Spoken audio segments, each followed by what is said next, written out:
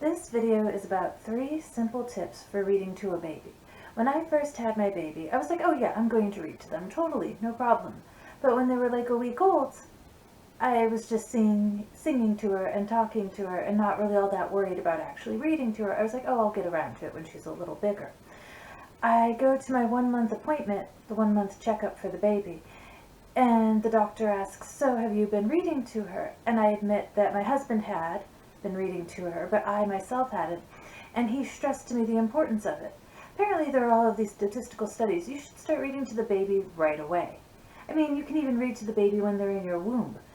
She heard me talk nonstop when I was working on the phone, but I mean, the more they hear these words over and over again, the more it's going to help to build dendrites. So I started researching how to read to a baby. I had tutored elementary school children in learning to read very successfully. Had before and after scores of these little 6-year-old and 7-year-old children. So I had some background in this, but still reading to a newborn baby was like a really new concept to me. I myself currently am working on a degree in education, and I've also got a degree in social studies and liberal arts and a degree in English. So right now I'm working on a master's in education, which has involved a lot of learning about literacy and language acquisition and learning to teach people how to acquire different skills through scaffolding and things like that. So I feel like this is a really great video for me to make. Hopefully you'll get a lot of benefit out of this. The reading that I did paired with all of the studying that I've done lately has really helped me to better understand how to help your child really benefit from the reading. So the first step is read the same books over and over and over again. So when your baby's 1 month old, they're not going to have a lot of say in what you read to them, but you're going to be reading the same books over and over again to them anyways, because you'll probably own a few books at the start of this whole journey at the beginning anyways. You're going to be reading a lot of the same books over and over. They're going to hear the same words over and over. It's going to build memories, which build dendrites and synapses in the brain, really helps to solidify those brain cells. You're going to want to pick out some books that you really like. I will include a list below of some books that really were great for me and my daughter that I've really enjoyed reading to her. The second thing that you're going to want to do is do the voices. Oh my God, this is one of my favorite childhood memories. My parents read to me, and sometimes they'd be in a good mood and they wouldn't be tired, and they would really be enthusiastic as they read to me.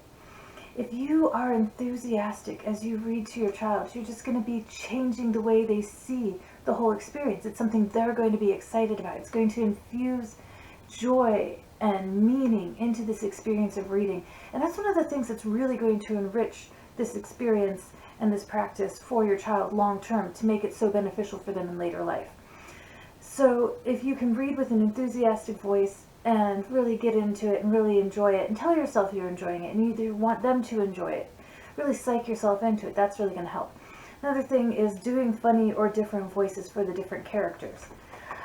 There's like Narwhal and Jelly board books, which I love, and my husband and I do these funny voices for Narwhal and Jelly. The baby loves it. We love it. She's really grown to enjoy those books. She picks them up and brings them to us and carries them to us because she wants us to read those. She wants to have that interaction. She wants to have that experience, that theatrical display. The whole thing is just spectacular and fun because we just go the extra mile by putting in some silly little voices and making it a little extra fun.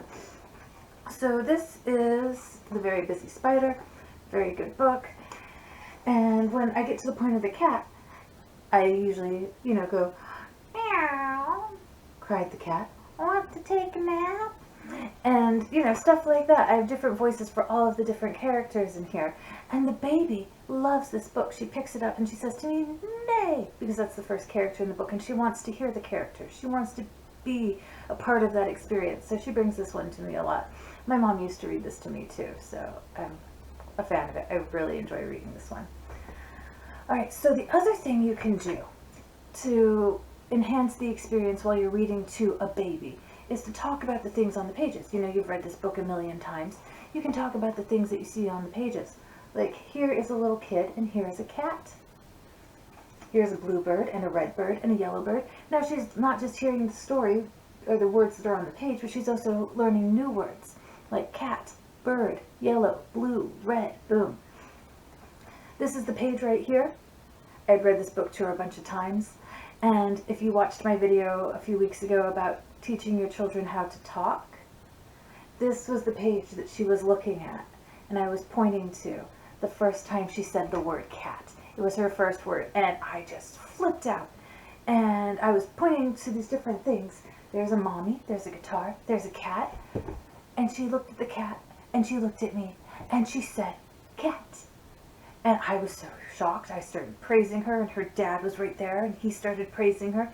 And she just said cat so many times, and we just kept just giving her all of the positive encouragement that she wanted and that she needed in that moment. She said cat so many times a day for so many months after that. It was just hilarious. It's an ongoing joke amongst all of my friends and family. Cats. You can't imagine how excited I was at 9 months, though, when I pointed to a cat and she looked at me with knowing look in her eyes and said the word cat to me. So, I mean, the reading is going to really help you. It's really going to help you help your baby. It really does make for an enjoyable experience and interaction. You should be reading to your baby for more than 20 minutes a day. Those are 3 little tips right there that might make it a little bit easier and might make it a little bit more beneficial. I hope that this video has been helpful for you, and I hope you and your baby are having the best time ever reading books together. I hope you continue to love books together for the rest of your lives. If you want more information on reading to your children, check out the Read Aloud Handbook. It's a book that was recommended to me by my human development teacher. It says it's the best thing that you can do to help your children learn. Alright, well, I'm going to go because my baby's had kind of a weird nap time. She's woke up a few times with weird dreams. She's talking in her sleep.